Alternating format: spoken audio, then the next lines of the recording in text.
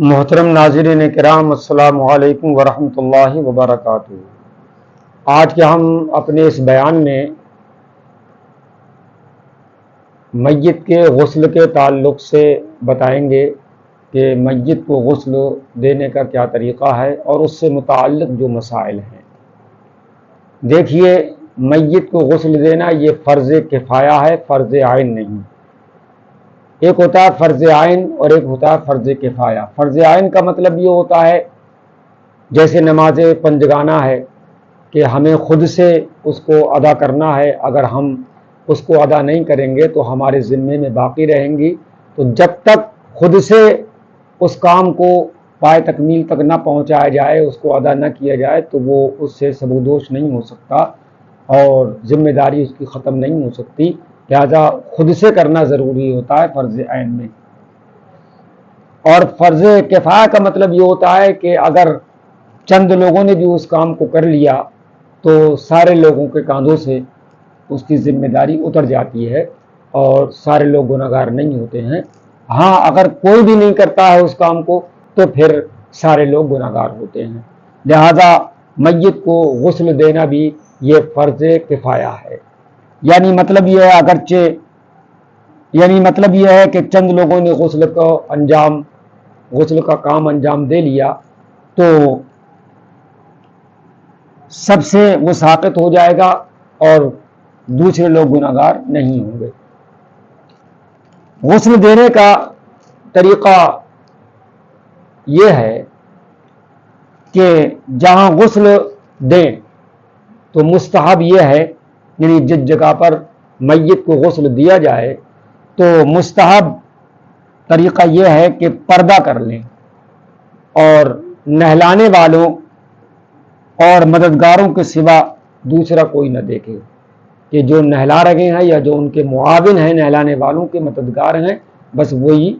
کیا ہے دیکھے اور اس کے علاوہ کوئی دوسرا نہ دیکھے۔ نمبر 3، نہلانے والے کے پاس خوشبو لگائیں، یہ مستحب ہے، یعنی خوشبو سلگا دیں تو یہ مستحب ہے۔ اور یہ کہ نہلانے والے پاک صاف ہوں، بہتر ہے کہ نہلانے والا میت کا سب سے قریبی رشتہ دار ہو، یا نہلانا نہ جانتا ہو تو کوئی اور جو امانت دار اور پرہیزگار متقی ہو وہ اس کو نہلائے اور غسل دے۔ اور یہ بھی ہے کہ نہلانے والا یعنی جو غسل دے رہا ہے وہ اعتماد کے لائق ہو، کہ غسل اچھی طرح دے، کہ غسل دینا جانتا ہو اچھے طریقے سے۔ اور میت میں جو اچھی بات دیکھے، یعنی غسل کرنے والا اگر میت میں کوئی اچھی بات دیکھتا ہے، جیسے مان لو میت کو نہلاتے نہلاتے اس کا چہرہ دمک اٹھا اور اس کے چہرے پہ نور آ گیا،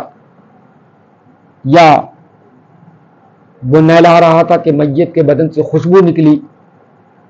تو اس طرح کی باتوں کو بعد میں لوگوں کے سامنے بیان بھی کرے۔ لیکن اگر میت کے اندر کوئی بری بات دیکھے تو کسی سے نہ کہے،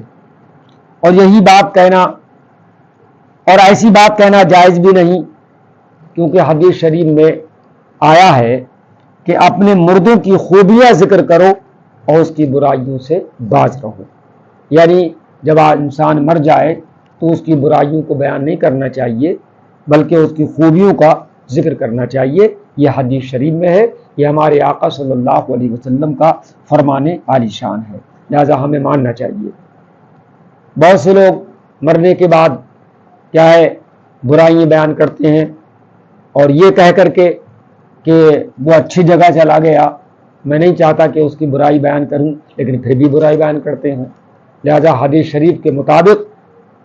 جو میت میں خوبیاں تھیں، اچھائیاں تھیں، اگر آپ کو معلوم ہے تو اچھائیوں کو تو بیان کیا جائے اور برائیوں کو بیان نہ کیا جائے۔ اور ایک مسئلہ یہ بھی ہے کہ جس چارپائی، چوکی یا تخت پر آپ میت کو غسل دے رہے ہیں یا نہلا رہے ہیں، یا ارادہ ہو نہلانے کا، اس سے پہلے ایسا کریں کہ اس کے ارد گرد اگربتی یا لبان دانی کو 3، 5 یا 7 بار پھرائیں، یعنی دھونی دیں۔ اس کے بعد اس پر میت کو اس طرح لٹائیں جیسے قبر میں رکھتے ہیں، یا قبلے کی طرف پاؤں کریں، یا جو آسان ہو کریں۔ اب تو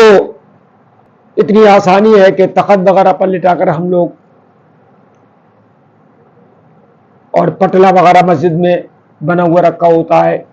المونیم وغیرہ کا یا تختہ وغیرہ لکڑی کا، اس پر رکھ کر کے نہلاتے ہیں۔ پہلے یہ ہوتا تھا کہ مٹیوں کے گھر ہوتے تھے، مٹی کے، اور آنگن وغیرہ مٹی کا ہوا کرتا تھا، تو تھوڑا کھود لیا کرتے تھے۔ اچھا، کبھی ایسا بھی ہوتا ہے کہ تنگ ہوتی ہے جگہ، کہ اگر ہم مردے کو لٹا رہے ہیں تو پیر قبلے کی طرف ہو رہے ہیں، تو بہار شریعت میں بھی لکھا ہوا ہے کہ اگر جگہ تنگ ہو اور جو طریقہ مطلب یہ کہ قبر میں رکھنے کا ہے، تو پہلے تو اسی طریقے سے لٹا کر کے اس کو نہلائے۔ لیکن اگر کوئی بات نہ بنتی ہو تو ایسا بھی ہو سکتا ہے کہ پیر قبلے کی طرف اس کو ہو بھی جائے تو کوئی حرج نہیں ہے، آپ اس کو نہلا سکتے ہیں۔ اور جو آسان طریقہ سمجھے، جس میں آسانی ہو، وہ طریقہ اختیار کر سکتے ہیں۔